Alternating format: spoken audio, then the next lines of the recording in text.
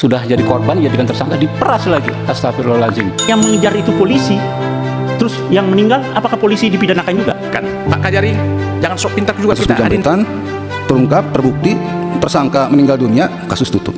Saya minta kasus ini dihentikan. Di tengah tuntutan masyarakat reformasi kepolisian, reformasi kejaksaan, reformasi pengadilan, kami sangat menyesalkan terjadinya peristiwa yang menimpa Pak Honggi ini. Sebenarnya ini kita kasat mata, Pak. Kasat mata bahwa penegakan hukum yang dilakukan Polres Sleman, Kajari Sleman itu bermasalah. Ini publik marah, Pak. Kami juga marah, gitu. Sulit sekali, Pak, situasinya, Pak. Kita ini mitra, Pak. Bagus mitra, bagus kami. Mitra jelek, kami ikut jelek, gitu kan. Penyusunan KUHP dan lain sebagainya, kami pertaruhkan kredibilitas kami untuk menjaga kepentingan kejaksaan dan kepolisian. Tapi praktek seperti ini, ya, membuat kami kecewa. Kita sudah tahu dari media dan gampang mencernanya. Jadi nanti saya, ya, bapak-bapak sudah bawa ini. Tapi saya ingatkan, Pak, nggak usah lagi ngomong apa normatif. Kita ngomong, ya, yang substansi dan kedepankan hati nurani, Pak. Saya pagi tadi, Pak Kajari, saya berkomunikasi dengan Pak Jampitsus. Ya, kalau ini saya yang ngomong Ketua Komisi 3 di ruang resmi Komisi 3, saya nggak mungkin bohong. Saya katakan gimana solusinya, Pak? Solusinya RJ, tapi ada keluarga korban, keluarga si penjamret ini, kuasa hukumnya ada tuntutan semacam uang kerohiman. Astagfirullahaladzim. Ini orang sudah kebalik-balik logikanya, Pak. Sulit sekali kami menjawab masyarakat. Nanti kalau ada apa namanya maling, nggak usah kita kejar. Sebab kalau kita kejar dia nabrak sendiri, kita jadi tersangka. Jadi saya ngomong dengan Pak Jampidum, Pak. Udah, Pak, saya bilang KUHP baru ada solusinya. 65 huruf M jelas bisa dihentikan demi hukum. Nggak perlu RJ kalau kayak begini, Pak. Gimana kita mengizinkan kembali? Nanti bisa diperas lagi ini. Sudah jadi korban, jadikan tersangka, diperas lagi. Astagfirullahaladzim. Saya menyesalkan, di sini ada yang namanya Mulyanto. Saya menyesalkan pernyataan saudara mengatakan penegakan hukum bukan hanya soal kasihan-kasihan.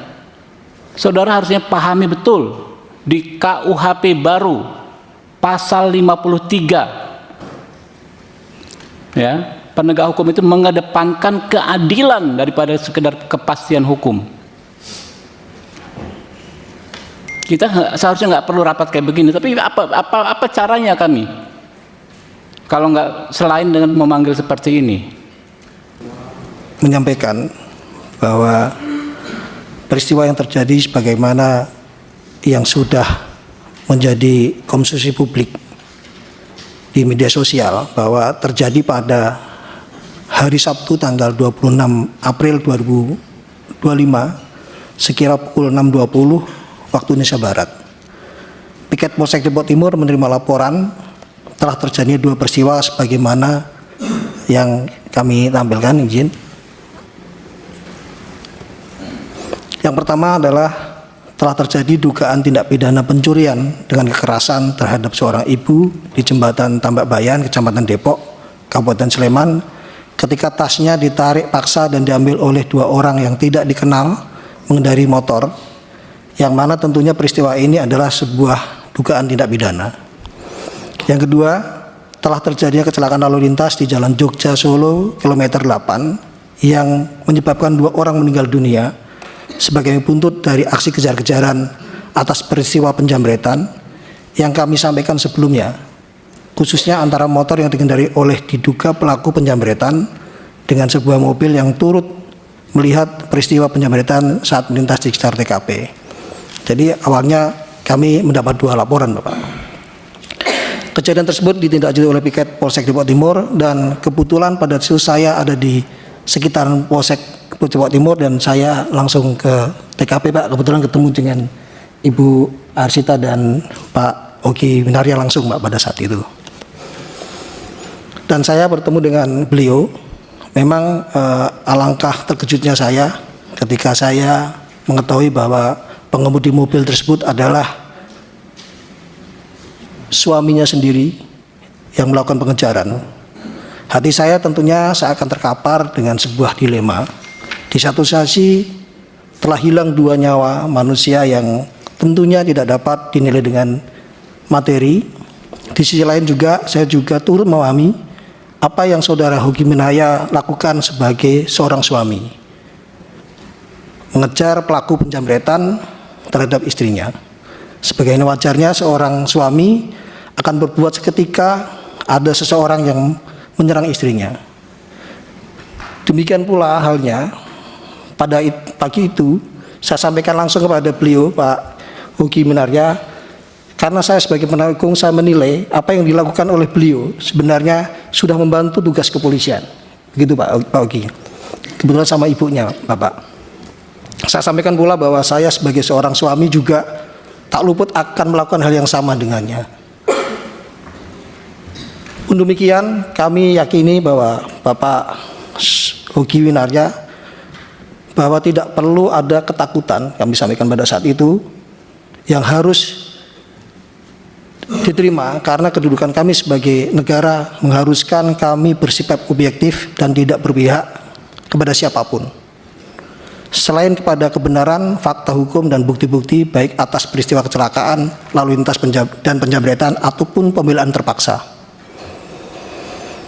Lebihnya kami sampaikan pula kepada bahwa apabila peristiwa yang sebenarnya adalah sebagaimana Bapak Hoki Minarya sampaikan pada pagi itu, yakni hanya memepet korban. Waktu itu beliau menceritakan pada kami, dan kedua korban semata keluar dari jalur dengan sendirinya. Mungkin panik karena dikejar sehingga menabrak tembok dan meninggal dunia. Tentu hal demikian bukanlah sebuah kelalaian atau sengajaan, karena ada timbul suatu kausalitas secara langsung antara peristiwa dengan yang lainnya. Sehingga sefitrahnya ketika tidak ada kausalitas antara peristiwa satu dengan yang lainnya, tentu yang demikian bukanlah sebuah pidana. Sementara unit Gakum melakukan olah TKP, sebagian fungsi reskrim kami arahkan untuk melakukan TP-TKP, dan kami sampaikan kepada Ibu Arsita untuk membuat laporan, dan kemudian lapornya kami terima dan kita tindak lanjuti pada saat hari itu. Izin kami sampaikan, sementara proses penyelidikan Satlantas dan penyelidikan Satlantas, kami izin menyampaikan ini Satlantas pada saat tanggal itu melakukan penyelidikan, Bapak, karena untuk memastikan apakah ini terjadi pembunuhan atau kecelakaan lalu lintas atau notwear. Maka kami belum bersikap, kami masih menangani kasus jambretnya. Pada tanggal 6 Juli setelah datang ke Polres Sleman, pada saat berlangsung penyelidikan pada 6 Juli telah datang ke Polresta Sleman paman korban yang juga merupakan kuasa hukum dari kedua korban meninggal dunia tersebut. Kami menyampaikan kepada paman korbannya bahwa dalam perkembangan perkara hasil olah TKP yang kami lakukan dan menurut pendapat ahli yang kami dapatkan menunjukkan bahwa tidak adanya kasualitas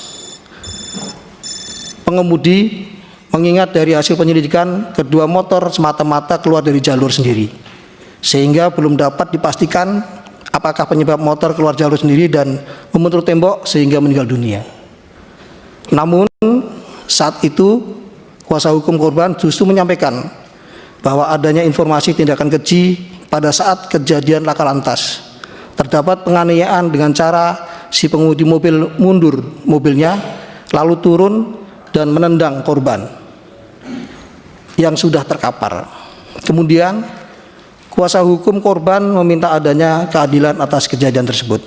Yang disampaikan ini juga kemarin disampaikan pada saat Zoom mau RJ di Pak Kajari.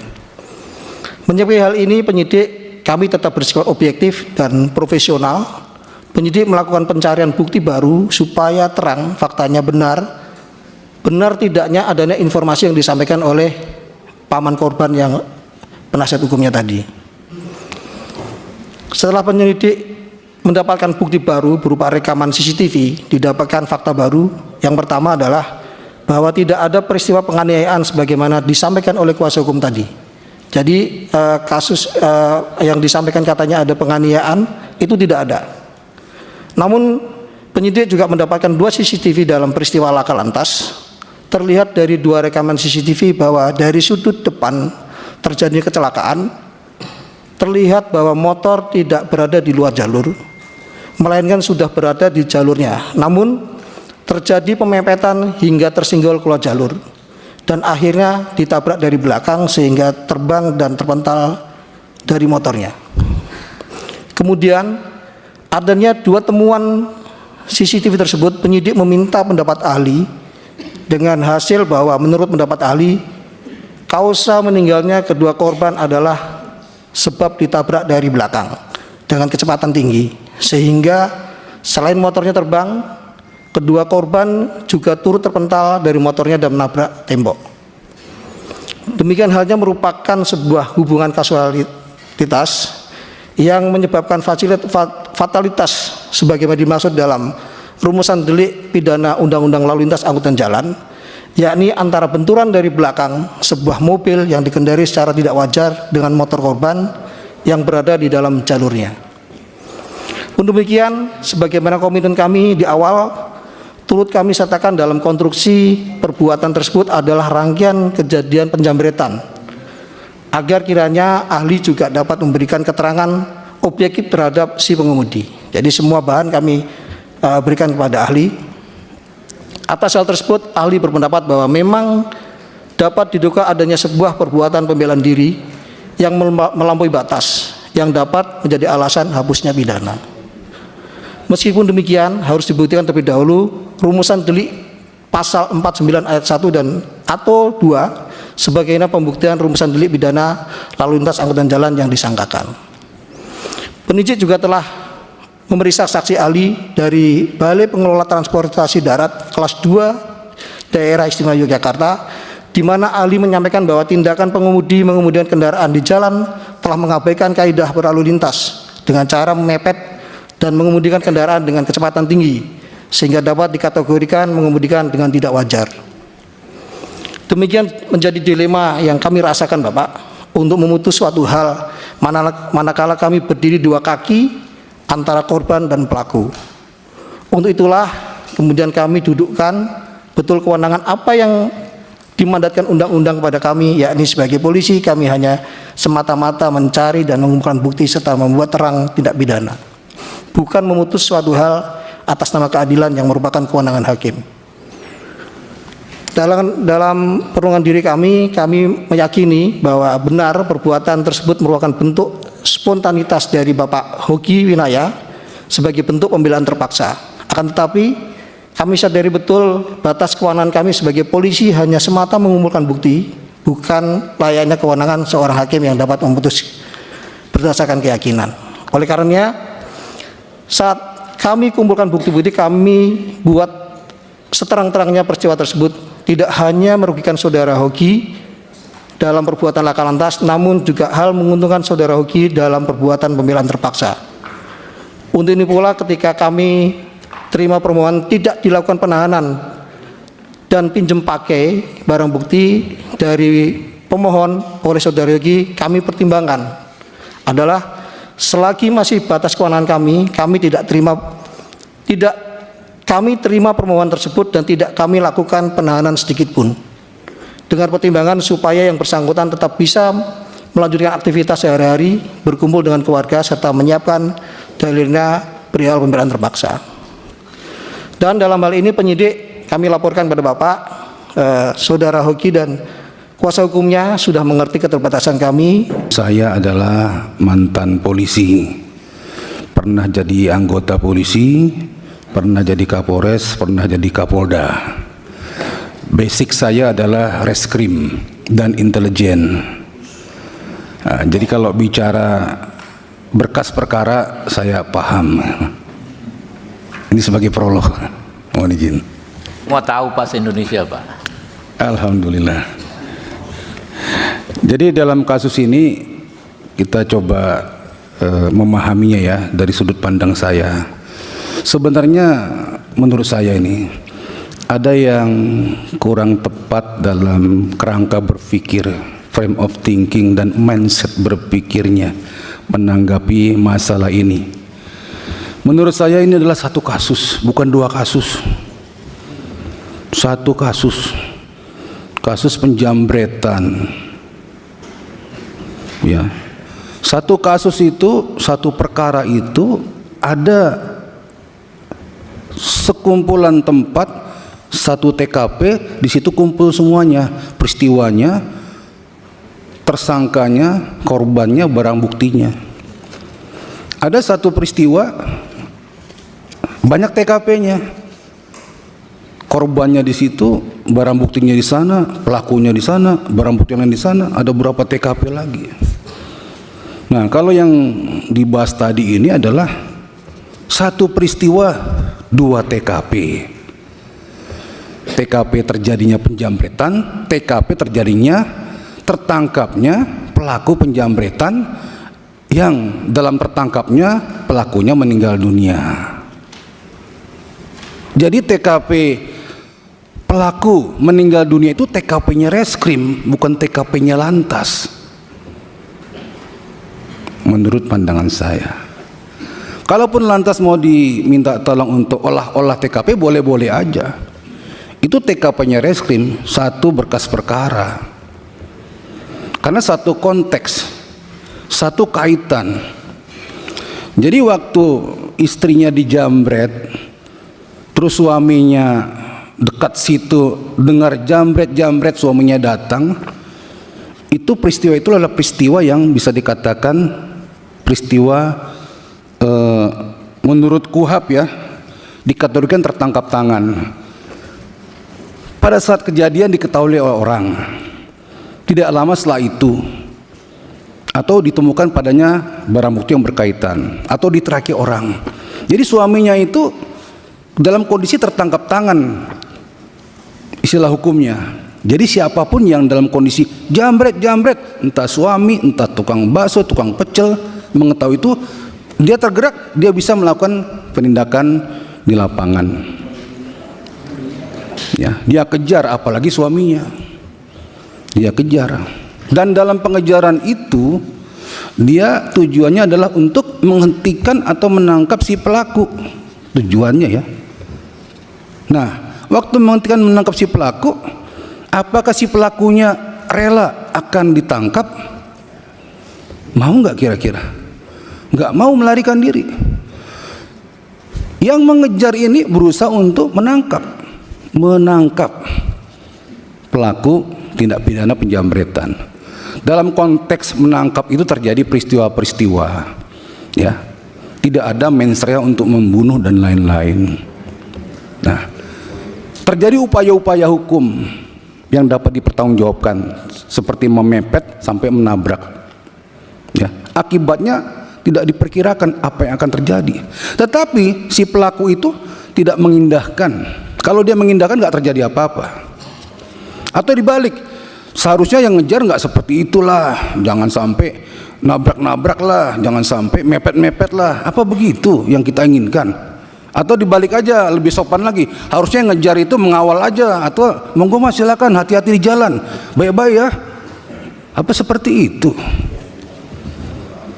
Ya kan nggak begitu. Jadi satu rangkaian. Jadi peristiwa matinya dua penjambret itu ada konteksnya dengan kejadian penjambretan itu, bukan situasi yang terpisah. Ya, satu kasus, satu berkas, satu perkara.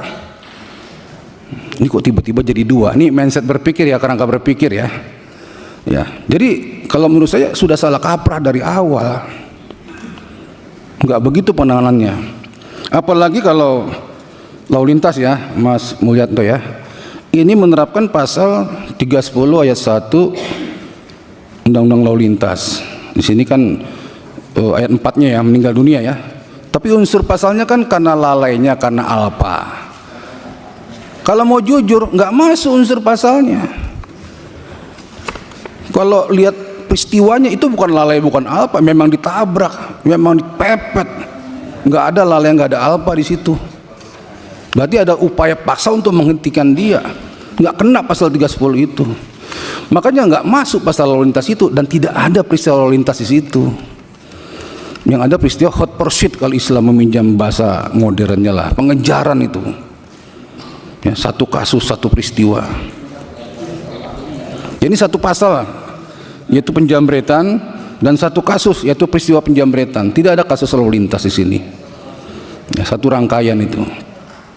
Jadi kalau kejadian sudah jelas, diurai sudah jelas, memang cukup unsur untuk dikatakan ini pidana penjambretan, dan reserse sudah bekerja, terpenuhi unsur itu, dan tersangkanya meninggal dunia, sehingga dihentikanlah kasusnya karena tersangka meninggal dunia. Case close, tutup, selesai. Nggak ada kasus lalu lintas itu, terlalu jauh. Apalagi minta pendapat ahli. Maaf nih, apa sudah nggak mampu lagi berpikir sampai minta pendapat ahli untuk mindset yang seperti saya, sesederhana itu gitu. Pak Ketua, bagi saya tidak ada kasus lalu lintas itu. Ya, yang ada kasus penjambretan, terungkap, terbukti, tersangka meninggal dunia, kasus tutup. Saya minta kasus ini dihentikan, tidak ada debat-debat kusir lagi di sini. Ya, terima kasih Pak Ketua. Anda sebelum jadi Kapolres sudah di assessment belum? Siap, izin kami pada saat Kapolres masih AKBP juga sudah asesmen Bapak. Sudah. Sudah baca belum KUHP dan KUHP baru? Siap, sudah baca Bapak. KUHP undang nomor berapa? KUHP yang baru itu nomor berapa? Nomor Kalau sudah Anda sudah baca nomor berapa? nomor 1. Iya, nomor 1 tahun berapa? Nomor 1 tahun 2003 Bapak. 2023. KUHP 2023. Ulangi. 2025. 25. Saya tanya Anda karena ada kaitannya nanti di pasal di KUHP. Berlakunya kapan sih itu KUHP dengan KUHP? Sejak tanggal 2 Januari kemarin Bapak. Kemarin kapan? Kemarin dulu. 2026. 2026. Siap. Jawabnya begitu kalau Anda Kapolres. Kemarin kok, kemarin apa? Anda Kapolres. Harus melihat sesuatu gitu loh. Nah, sudah disampaikan oleh Pak Riwanto tadi bahwa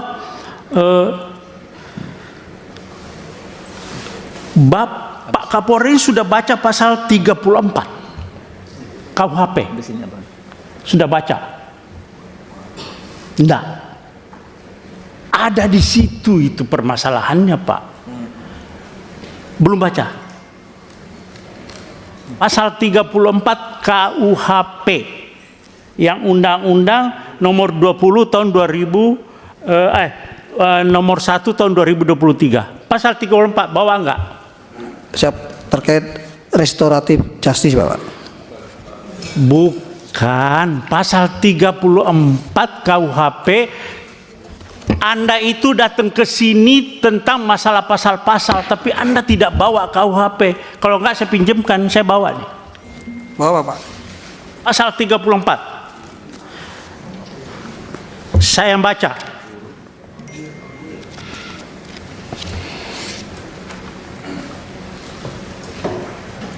Kalau ya saya Kapolda kamu, masih Kapolda, Anda tidak bakalan sampai ke Komisi 3 dan saya sudah berhentikan Anda.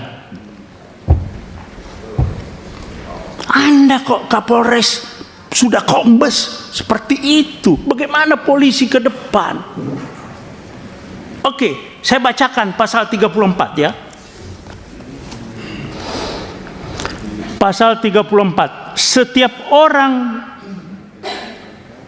yang terpaksa melakukan perbuatan yang dilarang tidak dipidana jika perbuatan tersebut dilakukan karena pembelaan terhadap serangan atau ancaman serangan ketika yang melawan hukum terhadap diri atau terhadap diri sendiri atau orang lain.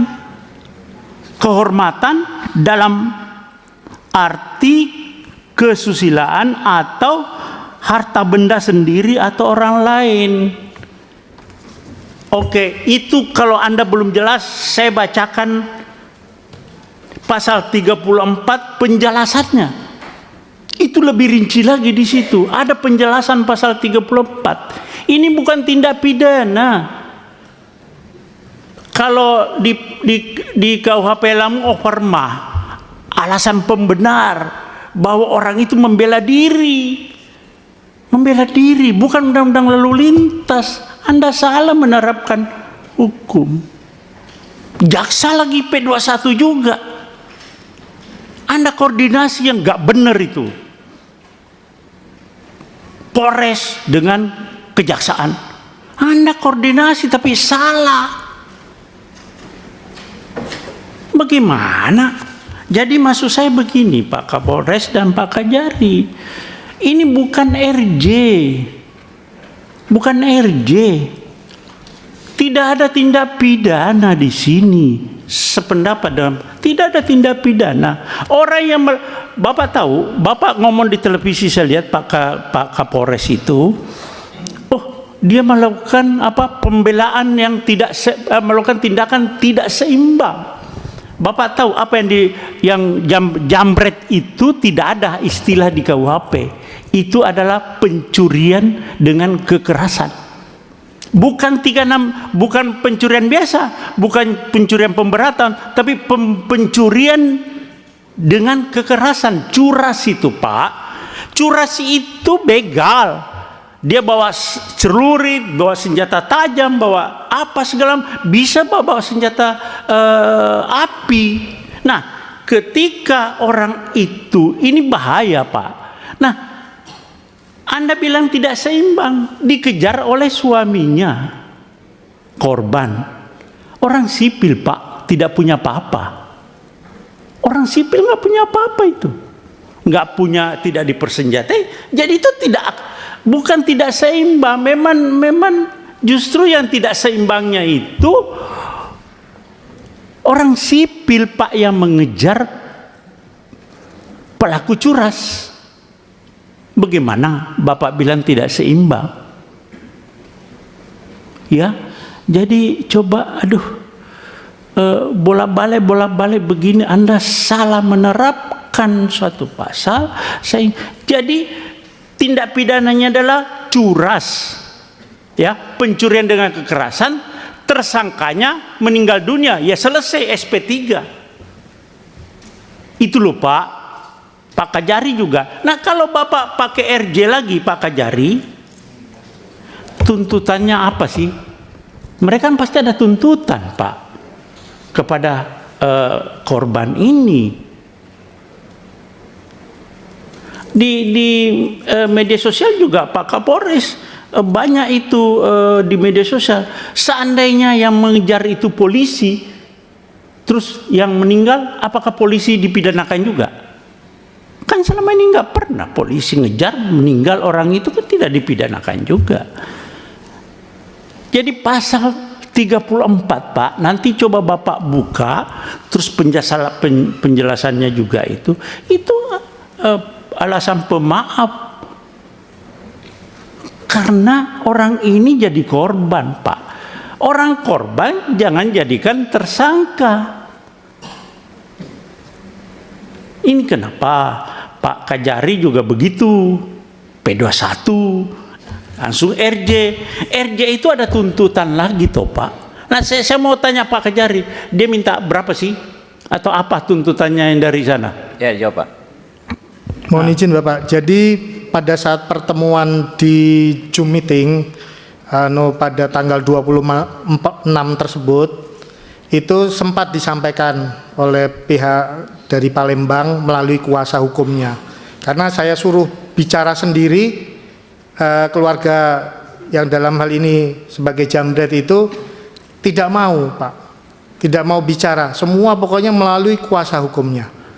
Iya bukan melalui Ya, kuasa hukumnya. makanya kuasa hukumnya akhirnya menyampaikan pada forum itu, mungkin pihak keluarga daripada Pak Ogi juga tahu, itu hanya memberikan bahwa dia waktu itu biaya-biaya yang timbul seperti untuk mengantar jenazah dari Jogja ke Palembang, biaya ambulannya, terus biaya pemakamannya, dia seperti itu hanya menyampaikannya.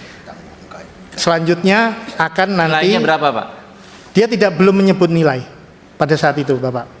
Pada saat pertemuan Zoom meeting itu dia tidak menyebut nilai, hanya menggambarkan bahwa kan kami ada pengeluaran biaya-biaya seperti biaya ambulan, biaya pemakaman. Nah, selanjutnya pada pertemuan lanjutan pada tanggal 27 kemarin itu akhirnya antara kuasa hukum sepakat mau bertemu 4 mata besok sore di kantor Kejaksaan Negeri Oke, Sleman. cukup lanjutkan Pak. Cukup, ya belum, masih ada. Jadi Pak Kajari dengan Pak Kapolres coba ini ya, Pak Kajari, Pak Kapolres ini sudah Sespimti atau Lemhanas? Belum? Saya belum Bapak. Sudah Sespimti? Belum Bapak. Hah? Belum. Belum. Ya udah. Maksud saya coba lebih, dan mungkin saya lihat Bapak belum tahu persis, tapi sebetulnya polisi sudah ada yang namanya overma, alasan pemaaf di KUHP yang lama, tapi KUHP yang baru juga ada Pak, di pasal 34. Coba Bapak baca berulang-ulang. Dan itu curas Pak, bukan pencurian biasa, pencurian dengan kekerasan yang resikonya tinggi sekali. Masih lumayan Bapak suaminya mau mengejar dengan punya keberanian yang cukup Pak. Tidak semua orang mau mengejar. Nah, di dalam terjadinya pengejaran itu terjadi suatu kecelakaan begitu. Ya sudah selesai, tersangkanya meninggal dunia. Tidak ada lagi RJ. Nah kalau Bapak RJ, tuntutannya itu nanti karena dia merasa pede. Persyaratan RJ Pak harus ada kesepakatan kedua belah pihak. Ini persis sama dengan yang di Jambi, Muaro Jambi. Jadi pede itu yang pelapor itu, jadi merasa percaya diri, jadi bisa membuat angka yang cukup tinggi nanti Pak. Terjadi lagi pemerasan di situ. Nah, saya minta Bapak lebih bijaklah terhadap ini berdua Pak. Bapak sebagai aparat penegak hukum, Bapak tahu ada alarm. Bapak bukan dengan gagah berani menyampaikan unsur-unsur pidana ini. Tidak. Coba lihat di media sosial bagaimana tanggapan masyarakat. Itu sinyal bahwa Bapak salah di dalam menerapkan pasal di situ. Iya Pak ya, Pak Kapolres. Coba lebih bijak. Ya. Kita lagi sekarang polisi dengan jaksa dengan hakim, reformasi Polri. Tapi tetap bergulir, Anda tidak mengerti Pak Kapolri bagaimana sih Polri kita ini jaga supaya marwah Polri ini lebih dipercaya kepada masyarakat. Tapi Bapak ada kegiatan potongan-potongan kelakuan-kelakuan Polri yang membuat citra Polri semakin buruk. Kita berusaha, Pak. Kita di sini semua sepakat Polri itu di bawah presiden. Ini semua perdebatan, tapi Bapak jangan mencederai ini. Ya saya kira itu Bapak coba. Kalau saran saya ini SP3, Pak. Terima kasih. Assalamualaikum warahmatullahi wabarakatuh. Tidak ada di istilah hukum, kasihan Pak. Ya, Bapak sebentar lagi mungkin mau sespim, ya, apa mau jadi apa, ya mau jenderal. Tidak ada, kasihan Pak. Hukum itu kok secara tegas, salah ya salah, benar ya benar. Jadi tidak boleh kita gabung dengan ada suatu peristiwa yang melihatkan ada meninggal dunia, kasihan. Ya kalau begitu Pak, ya hukum kita ini nggak jelas nanti, ya. Gak jelas lagi nanti, ya Pak. Jadi sepakat ini Pak, tidak ada, ya, bisa dirjekan ini. Tak ada peristiwa pidana di sini. Kalau mau peristiwa pidana ya penjamretan, kekerasan. Karena meninggal yang pelakunya udah tutup. Itu Pak. Tapi di dalam lalu lintas tidak ada di sini. Coba kita berpikir yang jernih aja Pak, ya, berpikir. Jadi ini ada sesuatu kekeliruan sehingga ini tidak boleh diirjekan. Pak Kajari, jangan sok pintar juga kita, adindaku. Aku kenal kau kan. Ini di mana kita mau ngerjakan ini? Dan ini menjadi objek pemerasan nanti. Karena nggak ada dasar hukumnya mengerjakan ini, karena bukan tindak pidana. Yang bisa dikerjakan kriterianya ada kesalahan, ya, minta maaf, bersedia minta kerugian, apa mengganti kerugian, itu unsur-unsur daripada RJ, ya, itu. Jadi ini di mana? Apa mau diganti kerugiannya? Orang kesalahan meninggal pun dia karena kehendaknya dia. Orang udah dipepet, dia udah tahu salah, ya seharusnya dia mau berhenti. Menghindari supaya nggak mati dia kan. Tapi karena itu tidak, memang udah bagian resiko dia, ya terus dia tabrak tembok itu, ya mati dia, urusan dia itu. Jadi nggak dirjekan itu, gitu loh. Tolong, saya nggak tahu juga, Bu Jaksa juga dengan kasih pidum ini apa dasarnya MP21 ini, ya. Saya nggak tahu, saya nggak perlu kubahas lagi lah. Oleh karena itu tolong kembali Adinda Kajari, ya. Para jaksa-jaksa kita ini coba belajar yang benar aja lah, ya. Hindari sekarang ini, ya, permainan dengan koordinasi yang tidak benar antara penyidik dan apa. Kalau salah ya salah, nggak bisa. Apalagi KUHP yang baru loh, ya. KUHP baru ini nggak bisa, hanya sekali apa bolak-balik berkas perkara, ya. Kedua tentukan bisa apa tidak, selesai. Mau dirjekan sesuai dengan unsur-unsur kriterianya. Itu semua sudah diatur di KUHP yang baru. Jadi tolong persiapkan saudaraku Adinda, ya, jaksa-jaksa kita ini supaya profesional lah, ya. Jadi capek kau itu mengerjakan itu besok, nggak ada itu, ya. Satu-satunya ini adalah perkara harus dikesampingkan, ya. Tidak ada RJ, ya. Dan juga saya kira juga kalian mendapat pendapat ahli, ya, mendapat ahli ini juga saya sependapat apa dibilang Jenderal Rikuanto. Jaksa itu kan juga pintar loh, disekolahkan, didiklat, belajar hukum. Polisi juga seperti itu. Ya cuma dua alat bukti ada peristiwa pidana udah selesai. Ngapain kita pendapat ahli? Namanya ahli ini kalau lagi lurus, ya lurus dia. Kalau lagi bengkok, ya bengkok dia. Yang benar aja. Gitu loh, namanya ahli-ahli, ya. Karena nggak ada kewajiban nama dia mau bicara lurus apa bengkok, nggak ada itu.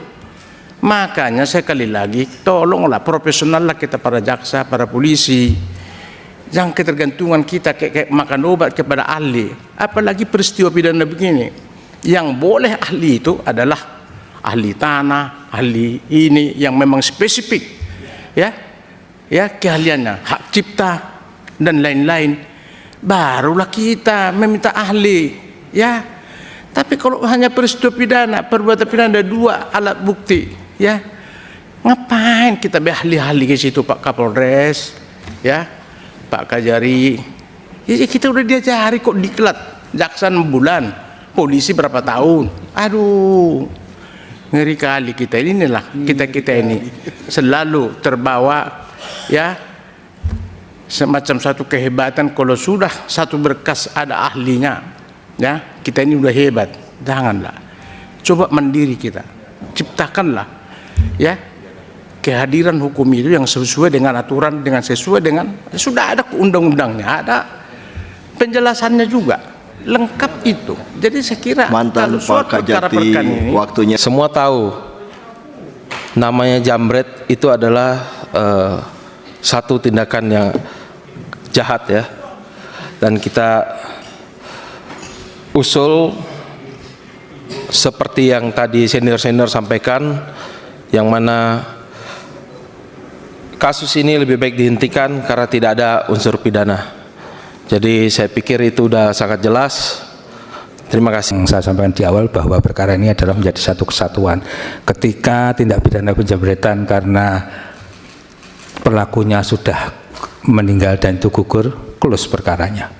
Sehingga ini mungkin nanti ada wacana apakah Kejaksaan akan membuat SKP 2 ataupun tadi ada wacana untuk deponering dari Jaksa Agung, atau dimungkinkan juga dengan KUHP yang baru sekarang ini Bapak Ketua dan Bapak Ibu anggota Komisi 3 DPR itu kami terima kasih sekali sudah ada masukan wacana seperti itu. Saya kira itu semoga ini menjadi jalan terbaik dari penyelesaian persoalan ini, sehingga kemudian membuat semuanya menjadi baik juga, baik dari kepolisian, baik dari kejaksaan, juga dari klien kami dan dari kami sendiri dan semuanya lah untuk masyarakat, dengan masyarakat, karena memang keadilan substantif itu memang nanti akan harus terpenuhi ya terkait dengan adanya KUHP dan KUHP yang baru ini. Saya kira itu Bapak. Terima kasih semuanya. Wassalamualaikum warahmatullahi wabarakatuh. Izin kami pada kesempatan ini mohon maaf apabila dalam penanganan kami ada yang salah, karena kami tadi pada saat paparan kami sampaikan bahwa apa yang dirasakan saudara Hoki itu sama sebenarnya yang kami rasakan, hanya kami pada saat itu hanya mau melihat kepastian hukum ya, namun rupanya penerapan pasalnya kami mungkin kurang tepat. Pada kesempatan ini kami mohon maaf kepada seluruh masyarakat Indonesia dan utamanya kepada Mas Pak Yogi dan Ibu Arsita. Terima kasih, kami akhiri. Wassalamualaikum warahmatullahi wabarakatuh. Iya, Pak Kajari, silakan Pak. Terima kasih pimpinan. Kami pun sebagai Kajari dalam kesempatan ini juga menyampaikan permohonan maaf apabila apa yang kami lakukan memang semata-mata setelah menerima tersangka dan penyerahan tahap 2 dari pihak penyidik kemarin, kami langsung mengambil sikap untuk mencari solusi dan membuat perkara ini tuntas. Makanya mohon izin pimpinan, apabila yang kami lakukan kemarin dengan mencoba untuk melakukan RJ, mempertemukan para pihak, mengetuk dari hati ke hati, saling meminta maaf, kemudian mengupayakan untuk melakukan perdamaian, ini semata-mata kami ingin biar perkara ini tuntas selesai. Akan tetapi kami tetap nantinya akan minta petunjuk pimpinan dalam hal ini untuk menyelesaikan lebih lanjut terhadap perkara yang saat ini sedang kita atensi bersama. Mungkin itu Oke. pimpinan. Terima Ya, kasih. kesimpulan, rapat dengar pendapat dan rapat dengar pendapat umum Komisi 3 DPR RI dengan Kapolresta Sleman, Kepala Kejaksaan Negeri Sleman, dan kuasa hukum dari Saudara Hogi Minaya, termasuk dengan Saudara Hogi Minaya, masa persidangan 3 tahun sidang 2025-2026, Rabu 28 Januari 2026. Yang pertama, Komisi 3 DPR RI meminta kepada Kejaksaan Negeri Sleman agar perkara Saudara Ade Presley Hogi Minaya bin Cornelius Suhardi dengan nomor LP 1288-7 Romawi _2025 SPKT Satlantas Polresta Sleman _Polda DI Yogyakarta tertanggal 16 Juli 2025 dihentikan demi kepentingan hukum berdasarkan pasal 65 huruf M Undang-Undang Nomor 20 Tahun 2025 tentang Kitab Undang-Undang Hukum Acara Pidana dan atau alasan pembenar dalam pasal 34 Undang-Undang Nomor 1 Tahun 2023 tentang Kitab Undang-Undang Hukum Pidana. Jadi kalau yang tadi hukum acara pidana, ini hukum pidana. 2. Komisi 3 DPR RI meminta kepada penegak hukum untuk mempedomani ketentuan pasal 53 ayat 2 Undang-Undang Nomor 1 Tahun 2023 tentang KUHP yang mengatur penegak hukum untuk mengedepankan keadilan daripada kepastian hukum.